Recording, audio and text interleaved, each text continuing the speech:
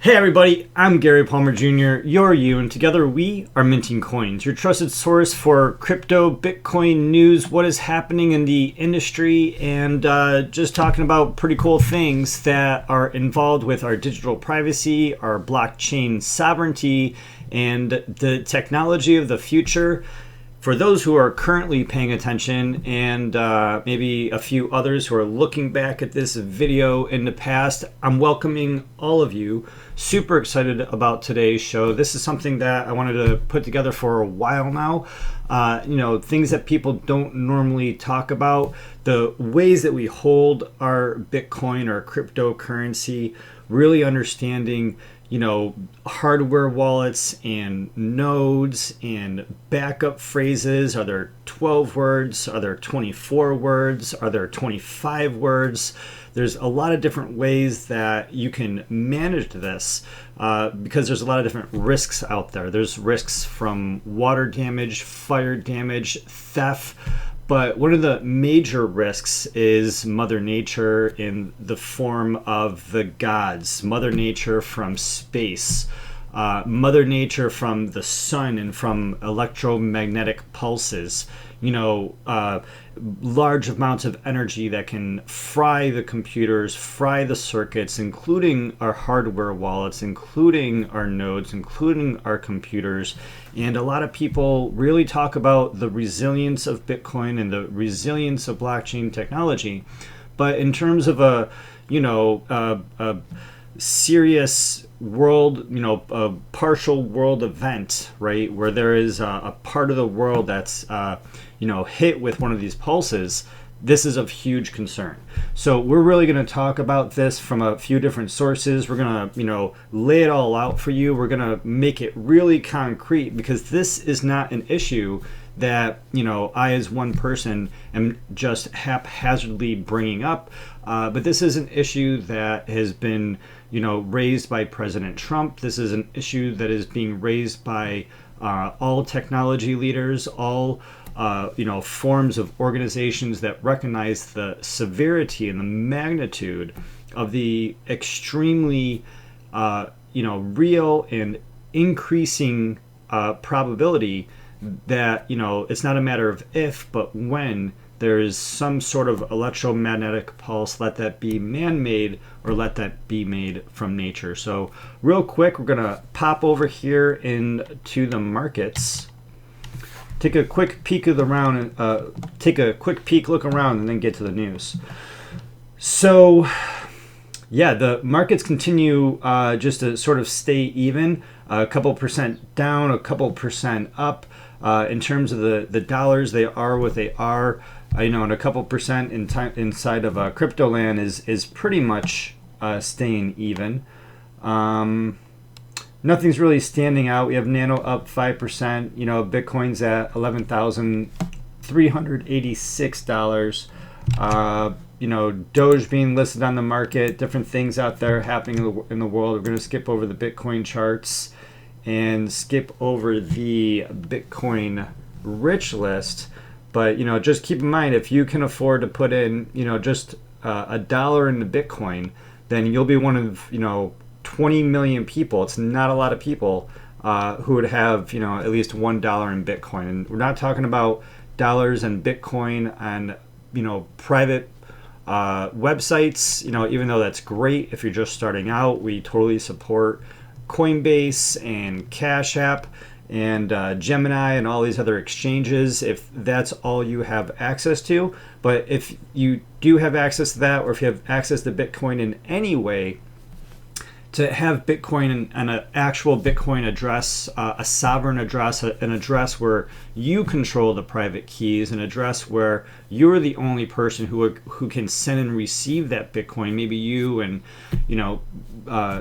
maybe people that then that's what's really interesting about Bitcoin is that have that token, have that access, and have that access on chain, not on a secondary system necessarily like Lightning Network, and not on a third level or fourth level off, chain connected into a database system like a bank account. Again, all of those are interesting and all of those are great, but at the core of it, it's about having access to your private keys, having access to your tokens, and having access to them on chain.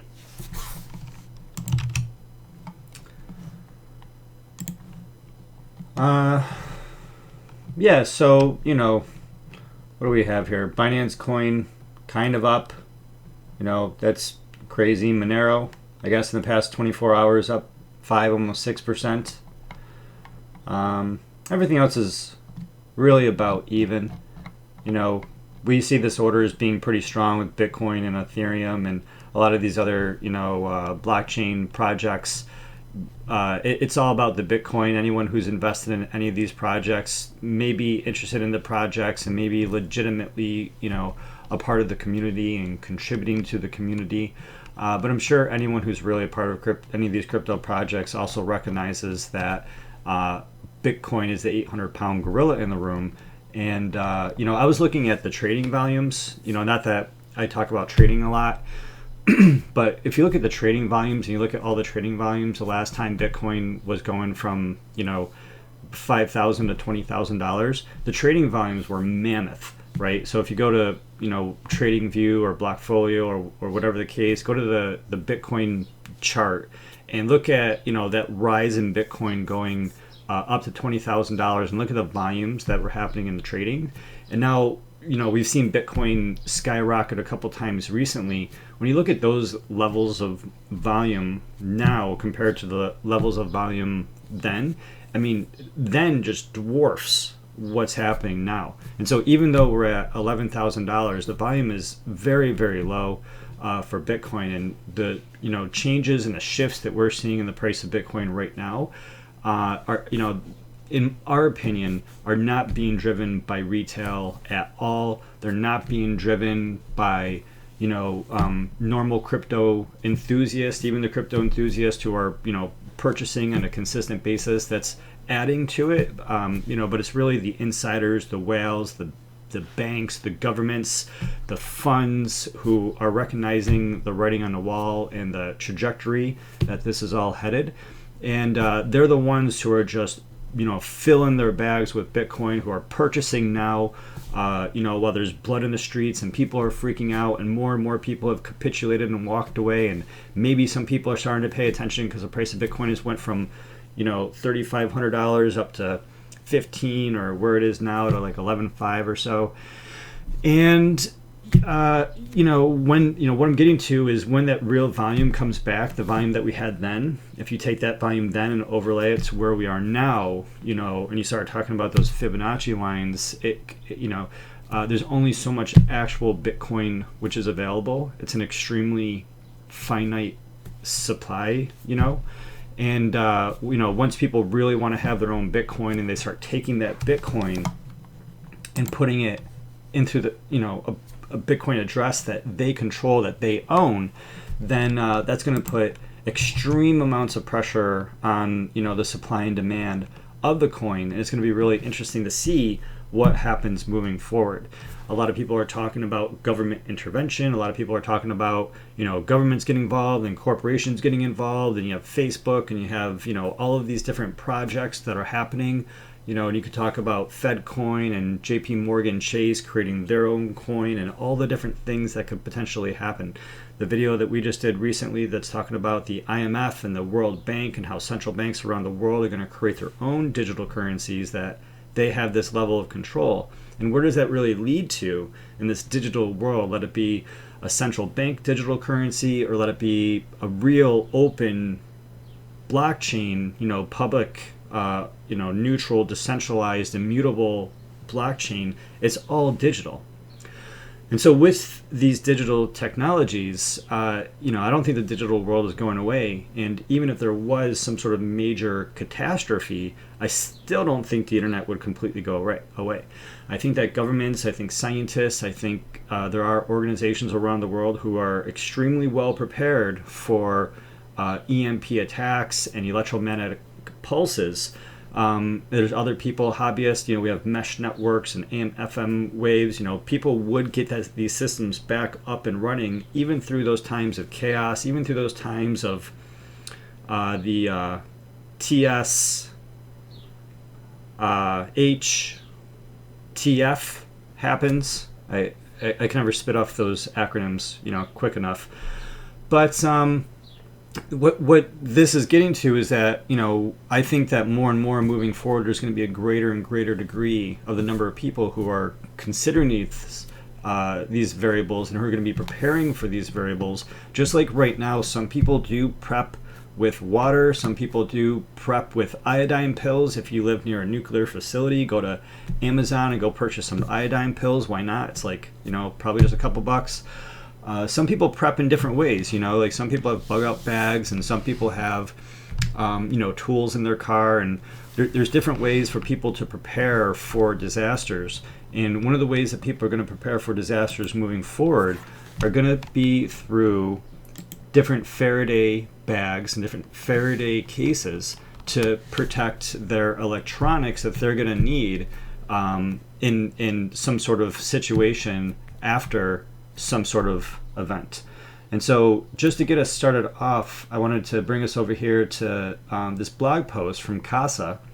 And if you don't know Casa is doing a lot of great things. Casa is one of the suppliers of the Casa node. If you want to get on the Lightning Network, if you want to have a Bitcoin node and a Lightning node, if you want to have somewhere where you can have Bitcoin and Lightning and do both and have it be a really easy user interface, then Casa is one of the places, one of the companies that are providing those services. There's other services as well, such as lightninginabox.co. And you can find lightninginabox.co on Twitter as well. But there's different options available. You can do this on your own. You can create your own node. You can create, you can buy them. You can just use a computer if you wanted. There's a lot of different options. Casa also has, a system of helping you protect your keys and distributing access, in a decentralized, semi-decentralized sort of way, access to your keys to protect the keys, so you're not the only person responsible for those keys. You can make it so that that's distributed, so it's more than one person, right? I mean, the system is evolving. So I haven't talked to Casa. I'm not being paid by Casa. I don't have an affiliate link for Casa or anything like that. But this is just very interesting, and this is very related to the rest of the news that's coming out with the executive orders and what's happening with President Trump and what business leaders are saying from around the world. And so with Casa and what they're selling, they also have this Casa Faraday bag for hardware wallets. And so in this post, they go on to say that at Casa, they're exploring the most extreme ways to protect people and their data. And with that in mind, that they have this Faraday bag to protect our hardware wallets. And so the Casa Faraday bag is a physical shield for hardware wallets, for electronics, not only keeping it safe from dust, and in this case, it's also water resistant, but it's what a Faraday bag does is that it's blocking the electromagnetic radiation, cellular radiation, GPS signals, Bluetooth, Wi-Fi, RFID, NFC, radio waves, all of these different signals that are energy waves that are being emitted across a visual or like an energetic spectrum, right? Some of these things you can see in the form of light waves, and some of these things you can't see, like TV and GPS and all these other waves that are we're being inundated all around us. This bag, when the electronics device goes in, it's completely protected. And so these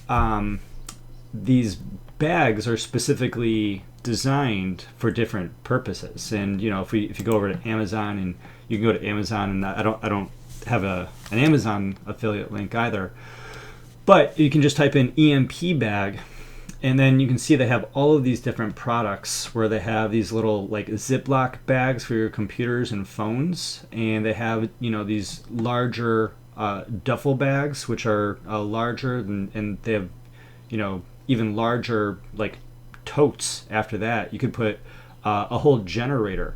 So if you're a super prepper and you think that the possibility of an EMP attack is super real and you have apparently $460 to spare, you can go buy this super giant bag and maybe or a bag that's big enough to put your generator in there. And so if and when there was an EMP pulse that wiped out the power in your area, then you could just pull your generator out of this bag, and then your generator would be providing you with power. And then you could pull this duffel bag out, and then you can pull out your computers and your phones and your equipment.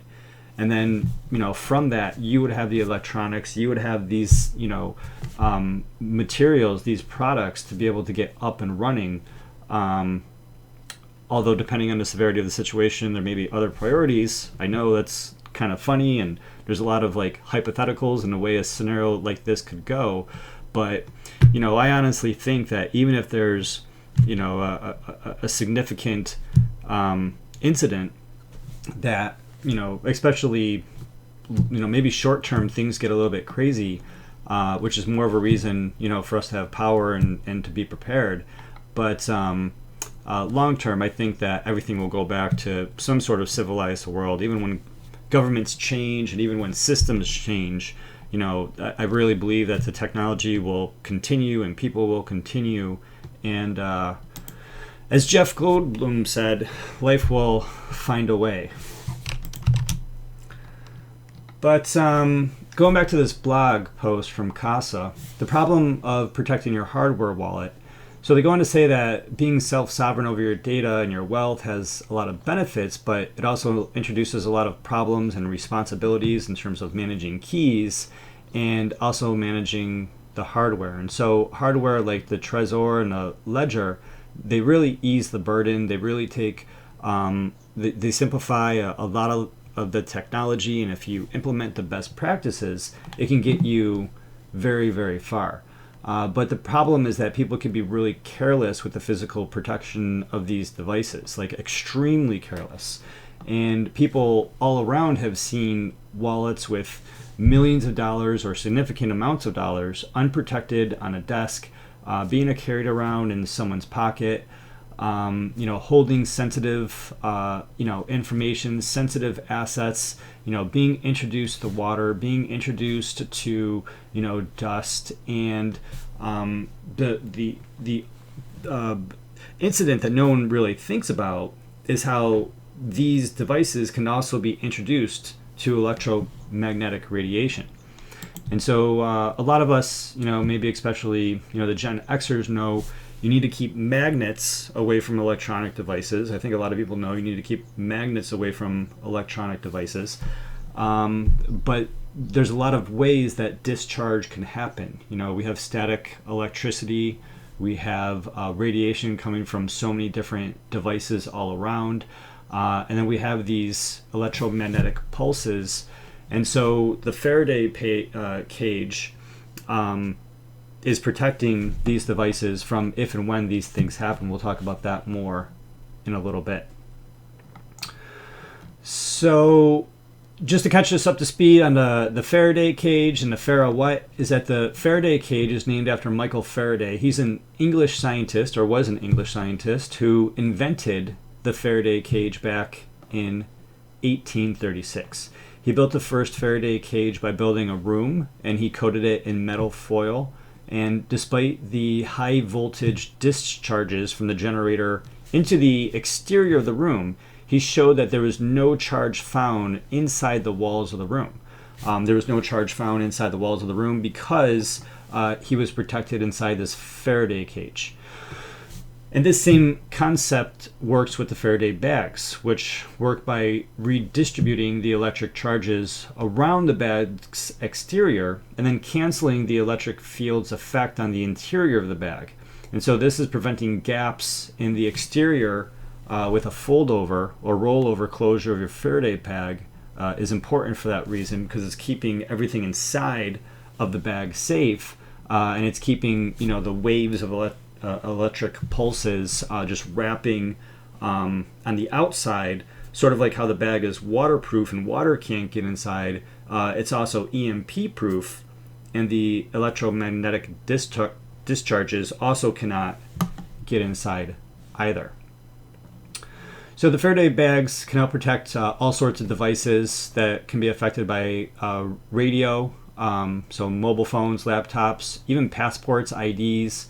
All passports issued after 2007 have a RFID chip embedded. So anything that has a RFID chip embedded, this is why a lot of wallets, if you are buying a new wallet or getting someone a wallet, you want to get them a good wallet, get them a wallet that has the RFID protection that will prevent people from being able to scan, walk by and just scan someone's back pocket without even touching you. It could pick up that data, which is just free roaming in the air around us, or in the air around the device, around the credit card, around the ID, around the passport, whatever has the RFID chip embedded on it.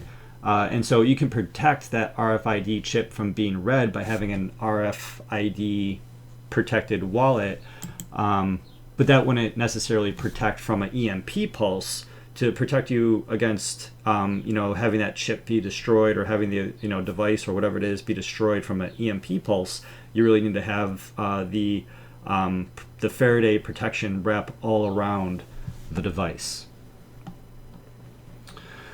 And so if you put a device into a Faraday bag, the device might still listen for incoming radio emissions, but the device isn't going to be able to hear anything, because none of the radio emissions are going to be able to get inside the bag, even though the device is trying to pick up those radio signals. That they're not going to be seen. And so there's a lot of interesting reasons why to have a Faraday bag, knowing that it can block a lot of those signals, right? It's still, the device still might be able to record you, but you can cut off those signals by having these in your home. And I've heard a lot of people talk about these Faraday bags just for improving the quality of their life, because you can put your phone in it while you sleep, and that's going to prevent a lot of that radiation, which obviously the science is there. The radiation is being pulled in through the phone, and you can cut out that radiation, minimize it, if not 100%,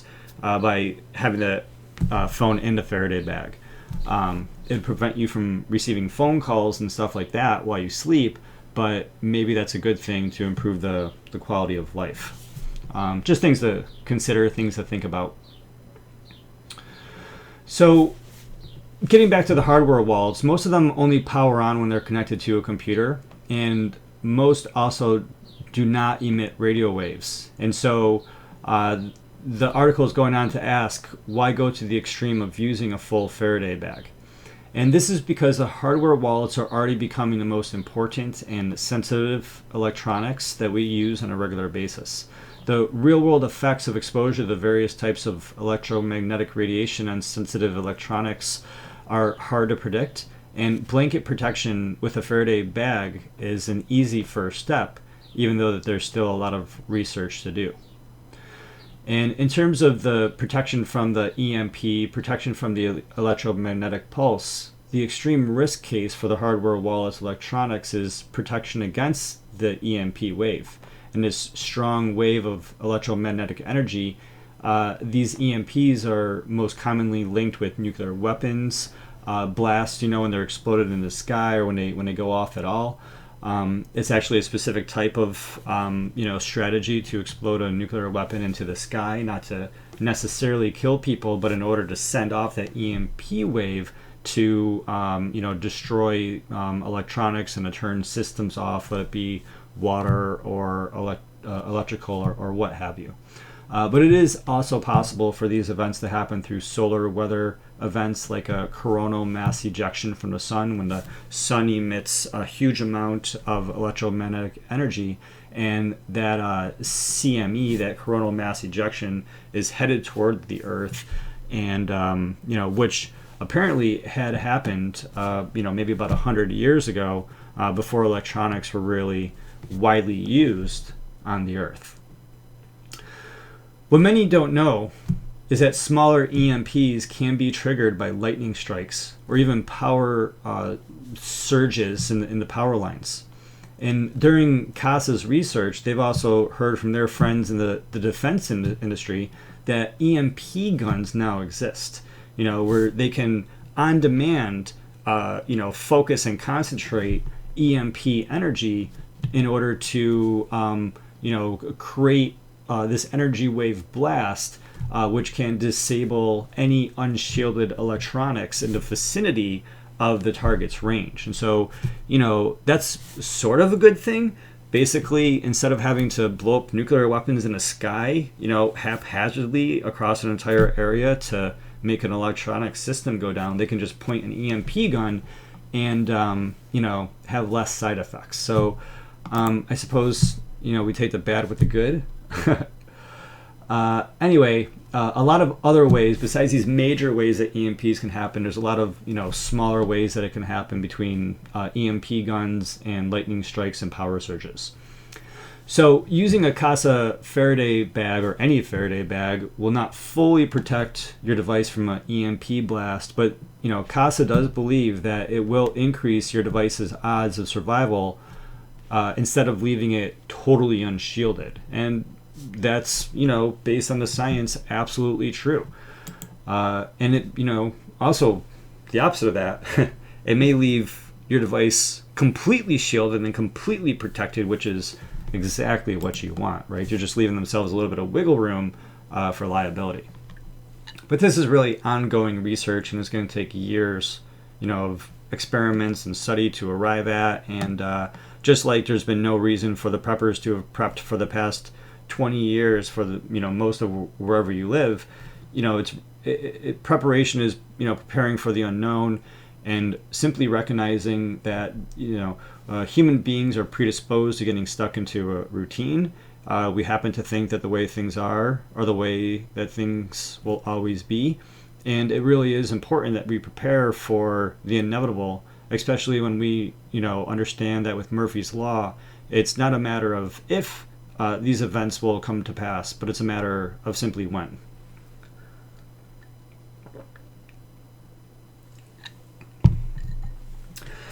So if you're a Casa member, user, product supplier, you can go check that out. Otherwise, feel free to go see what's up on eBay or Amazon. Just make sure you're getting high quality stuff.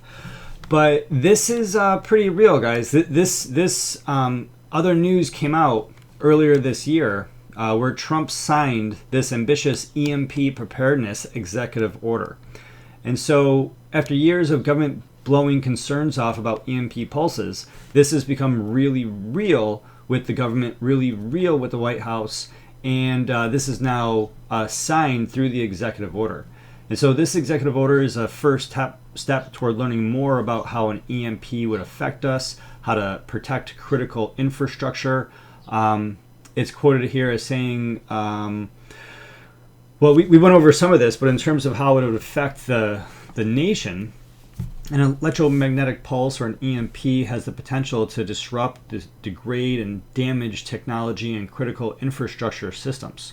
Human-made or naturally occurring EMPs can affect large geographic areas, disrupting elements critical to the nation's security and the economic prosperity, and could adversely affect global commerce and stability. The federal government must foster sustainable, efficient, and cost-effective approaches to improving the nation's resilience to the effects of EMPs. And so the order outlines the responsibilities of specific offices to help get the country ready for a threat to the grid, and sets up this 4-year plan. And so this section goes on to say that it is the policy of the United States to prepare for the effects of EMPs through targeted approaches that coordinate whole of government activities and encourage private sector engagement. The federal government must provide warning of impending EMP protection against, respond to, and recover from the effects of an EMP through public and private engagement, planning, and investment, and prevent the adversary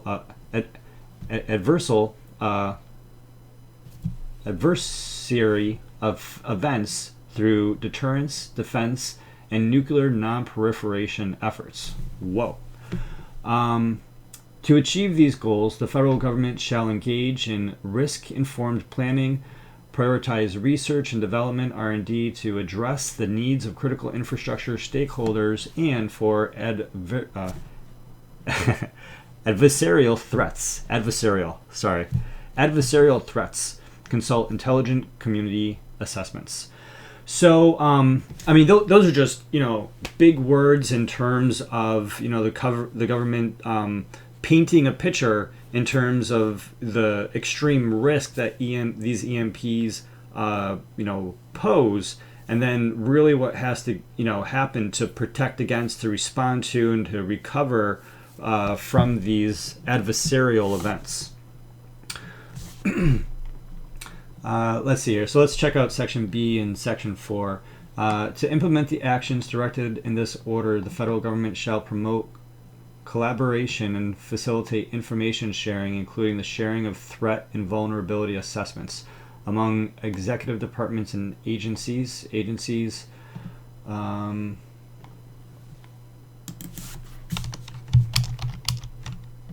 do they do that? They put departments and agencies. I guess they have agencies to mean departments and agencies. The owners and operators of critical infrastructure and other relevant stakeholders as appropriate. The federal government shall also provide incentives as appropriate to private sector partners to encourage innovation that strengthens critical infrastructure against the effects of EMPs through the developments and implementations of best practices, regulations, and appropriate guidance. Section 4, Coordination. A. The Assistant to the President for the National Security Affairs, APNSA, through the National Security Council staff, and in consultation with the Director of the Office of Science and Technology Policy, OSTP, shall coordinate the development and implementation of the executive branch actions to assess, prioritize, and manage the risks of EMPs. The APNSA shall, on an annual basis, submit a report to the President summarizing progress on the implementations of this order, identifying gaps in capability, and recommending how to address those gaps.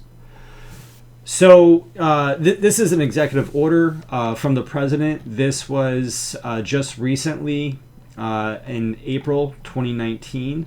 And this is really real.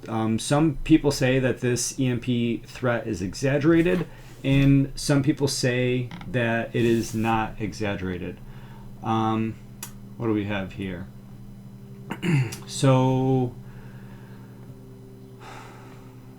we have a professional quote here talking about the effects and realness of an EMP. Someone associated with NASA, Dr. Bradley, Dr. Arthur T. Bradley. So his quote here is saying, to address whether or not an EMP is a scam, we should first ask what it is we're wanting to deny. An EMP is simply a broadband electromagnetic pulse. Such a pulse can be created by sudden release of energy, such as a spark, gap, or on a larger scale, a bolt of lightning. Likewise, a very large explosion can release an EMP due to gamma rays ionizing nearby air molecules. EMPs from the events are well understood, and there are countless technical papers addressing this phenomenon. Even without expert confirmation, most people have experienced this phenomenon when their radio, phone, or TV suddenly pops with a bolt of lightning when a bolt of lightning strikes nearby. Simply put, to say that an EMP is a scam is to deny science. The real question at hand is, are the effects of a nuclear-generated EMP really as significant as people claim? The short answer is that no one knows for sure. The U.S. government observed EMPs during nuclear testing in the 60s, such as during the Starfish experiments, and it was identified as a possible weapon to disrupt an enemy's infrastructures. The Russians also did extensive EMP testing during the same period, including the Soviet tests 184 in 1962 that caused extensive damage on the ground, including destroying the Karaganda power plant. The U.S. Air Force later built a very large $60 million wooden structure known as the ATLAS 1, aka Trestle, to study how best to harden systems against an EMP. More recently, the government commissioned a group of technical experts to assess the nation's vulnerabilities to such an attack.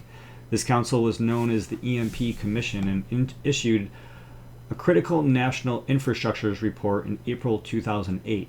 In it, the Commission discussed in detail how the nation's critical infrastructures and citizens could be disrupted by a high-altitude, nuclear-generated EMP and the feasibility of hardening military and civilian systems. The EMP Commission was later reestablished in 2006 to make specific recommendations on reducing our susceptibilities.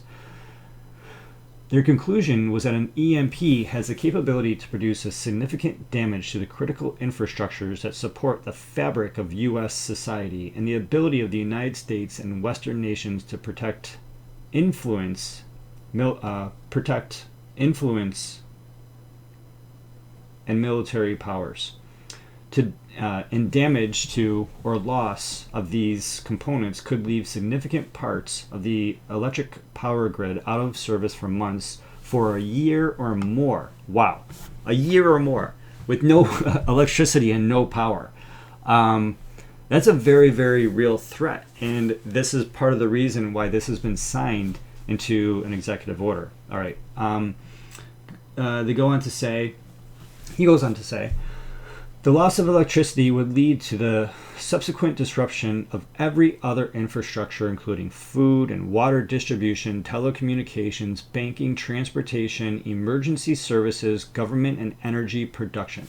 Whether or not the Commission's assessments would prove accurate is impossible to say, since no country has ever suffered a wide-scale EMP attack.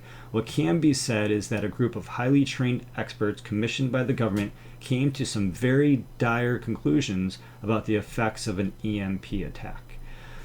I mean, that makes it sound pretty severe, and and someone who's involved in technology, someone who's involved in business and marketing, someone who's involved, who has been part of some, extremely interesting projects, someone who is now interested in Bitcoin and blockchain technology and how this is going to evolve moving forward, how our world is moving, further into this fourth industrial revolution. We have internet connected devices, IoT of things, we have machine learning, artificial intelligence, blockchain technology.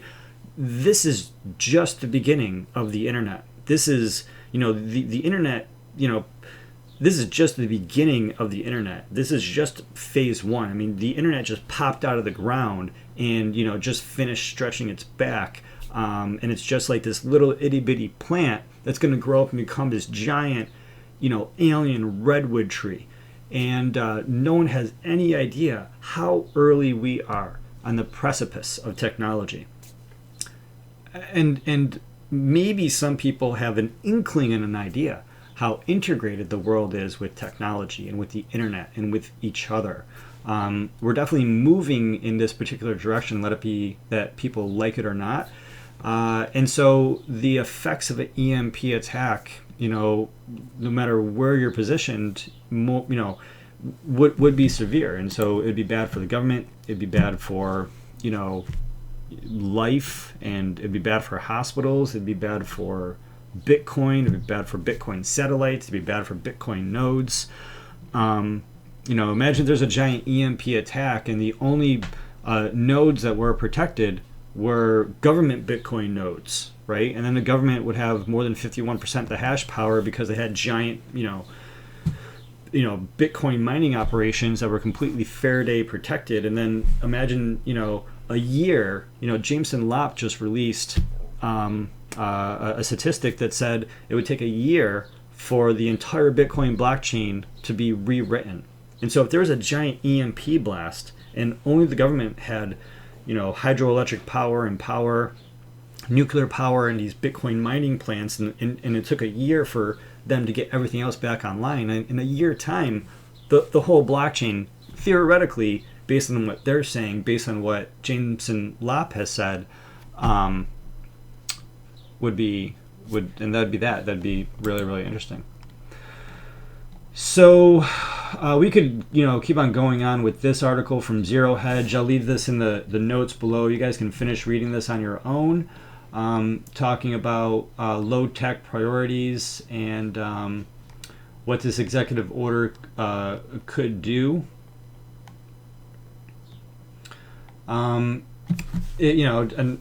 a quick note, if you wanted to prepare at all, then electronically a Faraday bag would be a good idea. But you got to have water, you got to have shelter, you got to be warm, you got to have food, you got to have sanitation and hygiene, and you got to have light.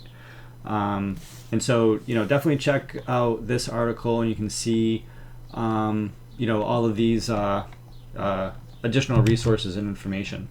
I'm also going to leave in the show notes the entire executive order here, so you can have direct access to see the executive order itself. This way you'll be able to read the entire executive order and I don't know, and see what's interesting in there for you. Maybe I'll do a follow-up video to this video where I simply just read this one executive order. I don't know. If you're still listening, let me know if you think that'd be a good idea for me. Just to finish scrolling through it.